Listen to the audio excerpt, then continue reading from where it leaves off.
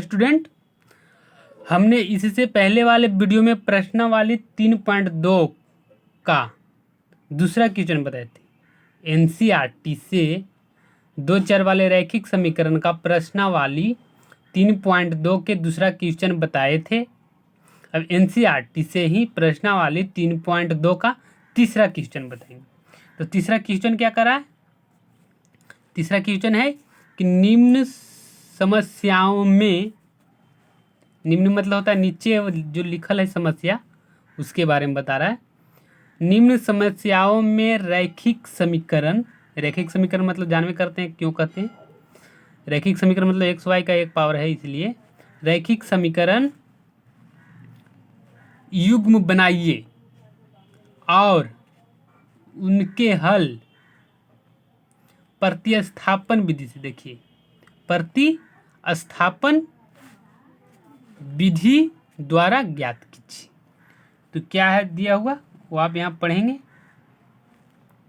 दिया हुआ है 2 संख्याओं का अंतर 26 है और एक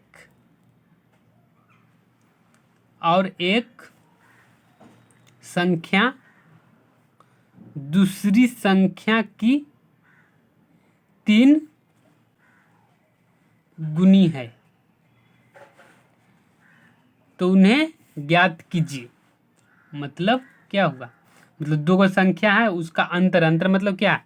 घटाव। दोनों को जब घटाए तो 26 आया, और कर रहा है और एक संख्या दूसरी संख्या की 3 गुना है, तो संख्या ज्ञात कीजिए, उन्हें ज्ञात कीजिए कौन कौन सी संख्या। तो यहाँ पे पता नहीं चलता है कि कौन संख्या दुगु है नहीं है। तो जो चीज़ पता नहीं चलता है उसको क्या किया जाता है? माना जाता है। तो मानेंगे कि यहाँ लिख दिए, मान लिया पहली संख्या x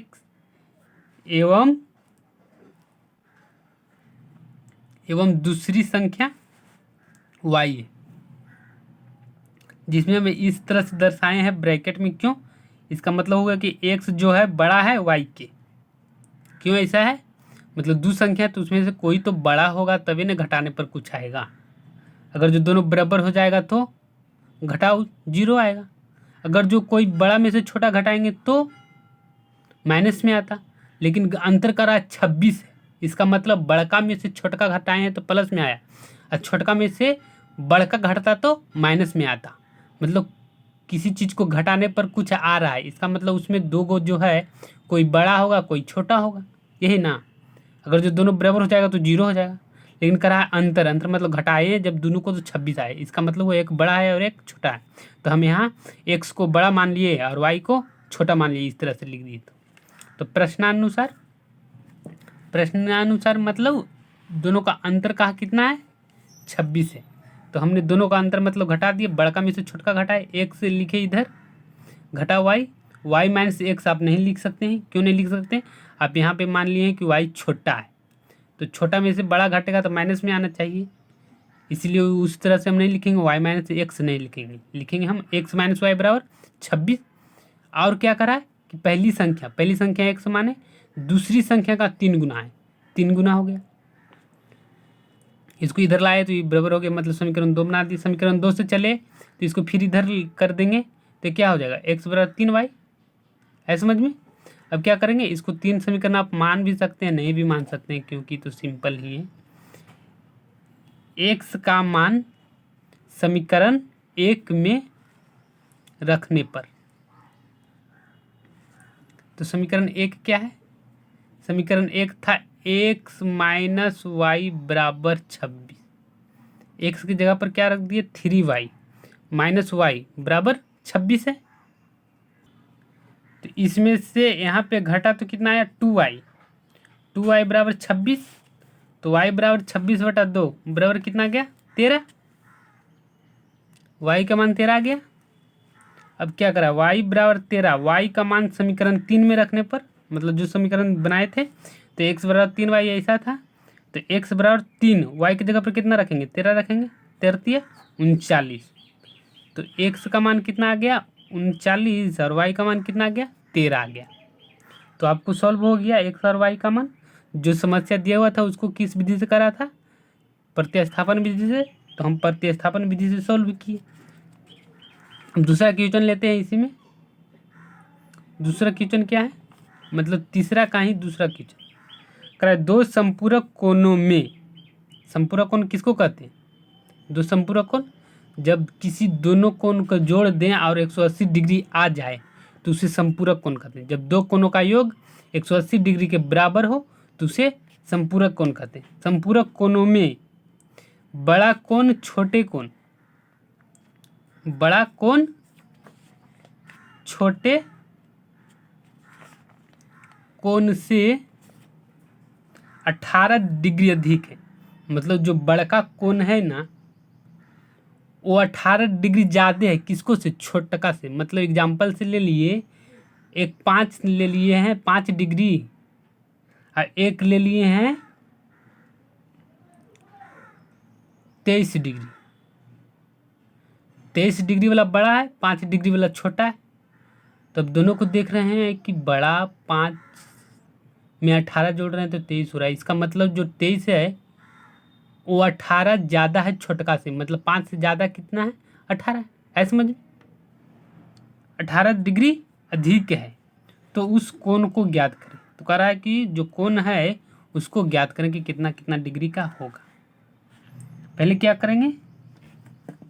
वही करेंगे हम जो करना चाहिए। मान लिया कि दो संपूरक कोण, मान लिया कि दो संपूरक कोण दिखाई दे रहा है। कॉपी पर आप लिखते जाइएगा। क्रमशः, क्रमशः मतलब एक्स और वाई है जिसमें एक्स बड़ा का है और वाई छोटका है। आए समझ में? अब प्रश्नानुसार चलेंगे। प्रश्नानुसार मतलब संपूरक कोण कब होगा? जब दोनों कोण के जो एक्स और वाई मान है उसको 180 डिग्री होना चाहिए तो संपूरक कोण होगा। इसको हम समीकरण 1 लिख दिए। मतलब दो कोण का जोड़ 180 डिग्री होगा तभी तो संपूरक होगा। फिर कह रहा था कि जो छोटका कोना है, सॉरी बड़का कोना है जो छोटका कोना से 18 डिग्री ज़्यादा है तो इस तरह से लिख दिए। वाई को हम इधर ले लाए तो एक्स माइनस वाई बराबर कितना हो गया? 18 डिग्री। समीकरण 1 और समीकरण 2 बन गया। इसके बाद क्या कहा था कि जो समस्या इसको प्रतिस्थापन विधि से सॉल्व करना है। मतलब प्रश्नावली 3.2 का तीसरा क्वेश्चन का दूसरा क्वेश्चन है। तो इसको हम किस विधि से सॉल्व करेंगे? प्रतिस्थापन विधि। प्रतिस्थापन विधि से सॉल्व करने के लिए क्या करें? कोई भी समीकरण ले लीजिए। हम समीकरण 2 ले लिए। समीकरण 2 से तो एक्स बराबर वाई प्लस 18 है।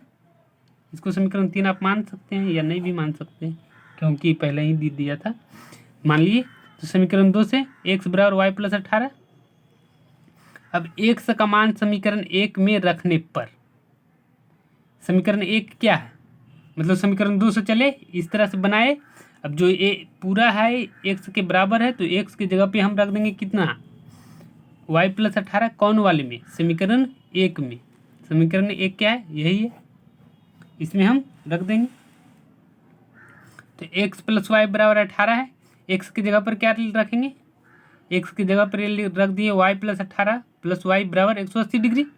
दोनों वाई को वाई के साथ जोड़े तो 2 वाई, इसको इधर ले लाए तो 180 माइनस 18 तो घटाए तो इसको आ गया 122। तो 2y बराबर 122, वाई बराबर 122/2 काटे तो आया 81। भागा देंगे तो कितना आएगा? 81 आएगा। 81 डिग्री आया एक वाई बराबर। अब क्या करेंगे? वाई का मान समीकरण 2 में रखने पर समीकरण 2 क्या है? तो समीकरण 2 था 2 या 3 वही मान लीजिए। एक्स बराबर वाई प्लस 18, यहाँ पे 3 ही कर देते हैं। एक्स बराबर वाई प्लस 18, एक्स बराबर वाई की जगह पर कितना लिखेंगे? 81 लिखेंगे। तो वाई की जगह पर 81 प्लस 18। इसको जोड़े तो एक्स बराबर 99। एक्स बराबर 99 आया। मतलब एक्स बराबर 99 और वाई बराबर 81 डिग्री। यानी कि एक्स बराबर 99 डिग्री, वाई बराबर 81 डिग्री। अब इसमें देख लीजिए कि 18 डिग्री ज़्यादा है कि नहीं 81 से। हाँ, मतलब जो कहा था वो हो गया। जो प्रॉब्लम दिया हुआ था उसको हम किस विधि से सॉल्व किए? हम उसको किए प्रतिस्थापन विधि से। इसमें आप 3 क्वेश्चन हैं, उसको कराएंगे दूसरे वीडियो में। Thank you for watching. इस वीडियो को शेयर, सब्सक्राइब और लाइक ज़रूर करें और लिखते समय कॉपी कलम साथ में लेकर बैठे और अपने से नोट्स बनाते चलें। अगर जो नहीं समझ में आए तो भी वीडियो 3 से 4 बार देखिए, समझ में ज़रूर आ जाएगा। जिसको कुछ नहीं, जो तेज है वो तो है ही, जिसको कुछ नहीं समझ में आ रहा है वो 3 बार वीडियो देखिए, अच्छा से देखिए। सुबह को देखिए, शाम को देखिए, तो रिकॉर्डेड वीडियो है, आपको यूट्यूब पे भी मिल जाएगा सर्च करने पे। Thank you for watching. Video को शेयर कीजिए अपने दोस्तों में, चैनल को सब्सक्राइब भी कीजिए। Thank you.